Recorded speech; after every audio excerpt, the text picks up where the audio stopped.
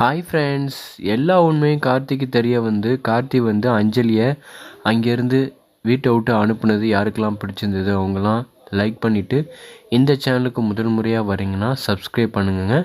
அதுக்கப்புறம் பார்த்தீங்கன்னா இலக்கிய சீரியல் இப்போ எப்படி போயிட்டுருக்கு அதுக்கு கமெண்ட் பண்ணுங்கள்.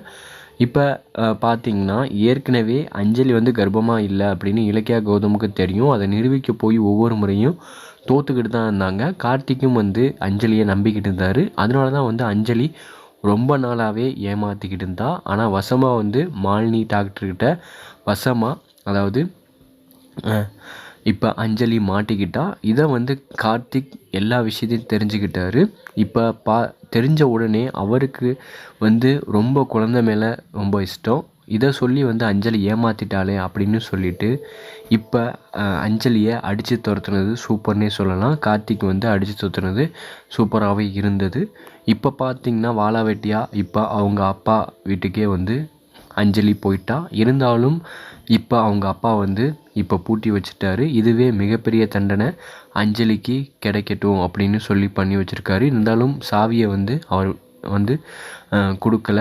இருந்தாலும் பார்த்தீங்கன்னா எப்படியாச்சும் தப்பிக்கணும் அப்படின்னு வந்து அஞ்சலி மறுபடியும் பிளான் போட்டுக்கிட்டு இருக்கா.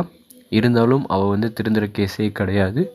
இன்னொரு பக்கத்து பைரவி வந்து இப்படி ஒரு விஷயம் நடந்தது தெரியலையாட்டியும் அஞ்சலிக்கு சப்போர்ட் பண்ணனால தான் இவ்வளோ பெரிய உண்மையை வந்து இப்போ இலக்கியா கௌதம் சொல்லியும் அதை வந்து பைரவி ஏற்றுக்கல.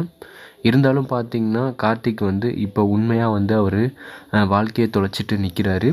இருந்தாலும் கார்த்தியை பார்த்தா பாவமாக இருக்குது.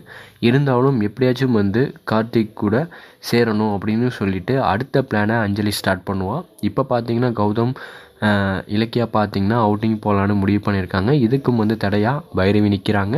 அதனால தான் வழக்கம் போலவே இப்போ பிளாக்மெயில் பண்ணுறாங்க இலக்கியா. இதுக்கும் ஒத்துக்கிட்டு தான் ஆகணும். அதுக்கப்புறம் பார்த்திங்கன்னா இலக்கியா கௌதம் கொஞ்ச நாள் மிகப்பெரிய பிரச்சனையில் உள்ளாயிட்டாங்க. இப்போயாச்சும் சந்தோஷமாக இருக்கட்டும்னு வெளியில் போகிறாங்க. இது மாதிரி நடந்தால் சூப்பராகவே இருக்குது.